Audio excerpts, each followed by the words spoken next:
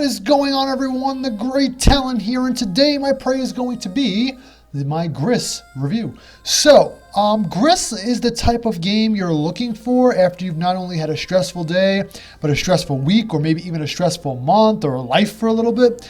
And you're looking for some type of gaming therapy other than shooting people's faces off, Nazis' faces off, zombies' Nazis' faces off, or just any type of Nazi in Call of Duty that I know you're playing. But anyway, Gris is an indie puzzle platforming title published by Devolverdigital and developed by a company called Nomada, released in December of 2018 for the Switch, PC, Mac, and more recently, I think a week ago, on iOS devices such as iPads and iPhones. It is as pretty as it artistically is to look at and powerfully to look at as it is visually stunning too, combining with a chill-ass musical score. Let's see exactly what why and what actually makes Gris give me such bliss. So graphics, performance, and controls are up first. Visually speaking, the game does just that. It communes with the player in such a beautifully rendered demonstration to tantalize one's visual acuity while maintaining a sense of prolific tone for each area of the game, as the main focal point of the game is restoring color to a rather empty canvas of a world. You'll start off in a simple black and white world, but by the time the game reaches its final stretch, you'll have reds, greens, blues, and yellows combining together in such a brilliant display of watercolor-like goodness, you'll think you're witnessing a moving piece of art unfold before your very eyes. Performance-wise, even when playing in handheld mode on the go, which I was on my Switch 90% of the time, the game ran pretty much flawlessly. I had no frame drops, lag, stutter, or at all, and it played almost as good as it looked until the credits rolled. Controlling Gris around the 2D-like environments was as simple as a breeze in itself also. I found the control scheme to be tight and responsive during all jumps, glides, and even swimming sections in the water areas, which was a delightful, seeing as though I'm not really a fan of water levels or water temples in adventure-like games, RPGs, or platformers. But it did the job and justice well and allowed me to really focus. I mean, the controls are just pretty simple. You press the B button to jump, and that's pretty much it. You press the Y button to do your ground pound, and then hold A to do like a B rather to do a super jump, and that's pretty much it. Easy peasy lemon squeezy. Okay, next up, gameplay and a bit about the story. Gris's story revolves around a girl named Gris as she treks about trying to restore color to a world void of it. And while there's no voice acting at all, or even text bubbles, no dialogue at all is present in the form of text, nothing pops up during the game at all to describe what's going on. The interpretation of Gris's story is told through visual demonstrations and actions. And from what I can tell, it is about a girl named Gris dealing with depression, and her world is black and white after experiencing a traumatic loss, and so she has to pick herself back up and restore color and vibrancy to her world yet again by learning how to deal with her loss and cope with it in her own way. And by the end of the game, it achieves that and overcomes darkness surrounding her and chasing after her in the form of several shadow-like creatures that act as light bosses in the game.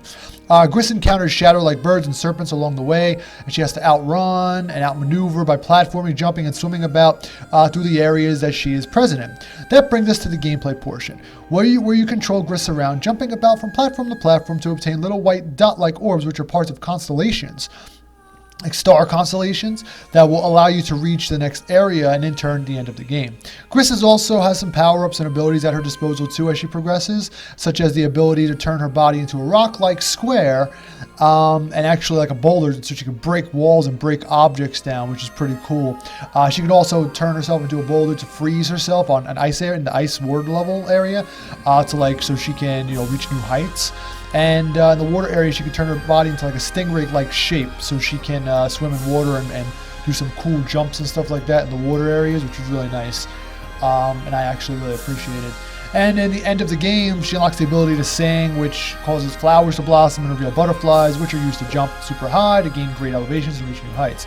There are no enemies in the game on the flip side, other than the aforementioned bosses, which really there's no and there's no fail sections with the bosses either, so, I mean, it might be too easy for some of you out there, but it's really not one of those games. It's one of those chill-ass puzzle platforming games, so if you're looking for that. The only real enemy in the game is timing your jumps, honestly, which is not that hard to pull off at all. Although, in the final act of the game, if I have to mention anything, there's a couple of sequences where the world is flipped upside down-ish, and Gris has to, time her jumps just right. and tweak it just perfectly while going from right side up to upside down, and those parts took me a couple of tries to lock down. There's also some really cool puzzle areas, like I mentioned, where, for example, you have to use golden butterflies to light up platforms and to traverse them before the light fades and you can't see where you're going. Whereas another type of puzzle is where you have to figure out how to balance scales like objects to reach part of a constellation dot thing by turning your rock body form into ice, not only use as a platform, but to balance the scale and gain momentum and elevation to reach new heights. The puzzles aren't too hard to figure out, and most of them are pretty straightforward and actually on the easier side, which is nice. It makes you feel quite intelligent for the most part throughout the game, which was pretty nice for a Dumbo like me.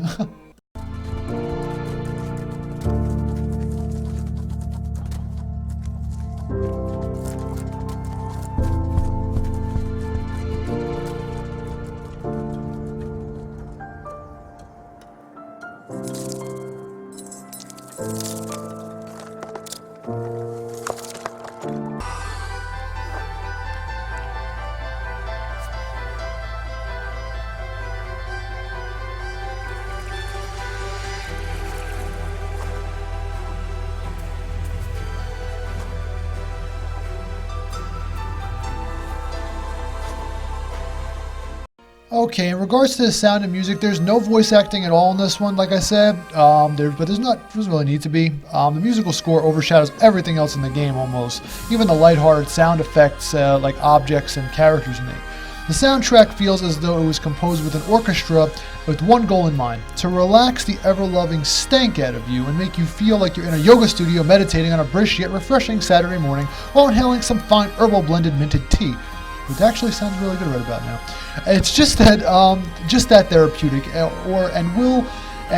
should even cure even the most stressed out of folks out there. Now on to the replay value. I'm going to say moderate here. As much as I enjoyed Gris, there really isn't much to go back for other than completing some challenges, which are pretty much the game's achievements. And since they're all pretty much a secret in the main menu, you would have to look them up on the web to how to see what they are and how to obtain them. The rest of, outside of that, I mean, honestly, it's just, there's only really things you could, there's some collectibles in the game that are like light orbs. I'm not sure what they are or what they do, but they're just collectibles. But other than that, I mean, one would only really want to return here if they've had a really tense day or need some kind of other soothing gaming experience other than shooting the crap out of anything that moves. And this actual game happens to do the trick. It did for me, rather, with some mellow tunes along the way to even one's self out.